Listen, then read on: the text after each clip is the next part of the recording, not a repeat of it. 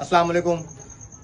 अब्दुल बासित भाई का ये छत के ऊपर का सेटअप है और मोहसिन भाई तो है जरा सारा व्यू माशाल्लाह दिल खुश होता है। पाकिस्तानी असील का बड़े अच्छे लेवल पे और बहुत ही अच्छे लेवल पे शौक आ रहे हैं माशाल्लाह। बड़े बड़े नायाब इन्होंने हीरे और बड़े बड़े कीमती इन्होंने बर्ड अपने छुपा के रखे हैं।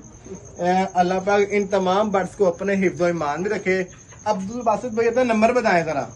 0321953891। पाकिस्तानी सील के लिए आपको हीरा चाहिए और क्या क्या रखा है आपने?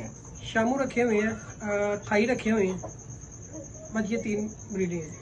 अगर आपको व्हाइट शामू चाहिए तो मुझसे रब्ता करें। अगर आपको कलर में शामू चाहिए और या पाकिस्तानी असील चाहिए, पाकिस्तानी हीरा भी बड़ी अच्छी पाकिस्तानी हीरा माशाल्लाह से पाकिस्तानी हीरा व्हाइट कलर में प्योर पेपर व्हाइट माशाल्लाह से बड़ी अच्छी क्वालिटी के अंदर मौजूद है। मैंने देखा है दिल को चासा आई है।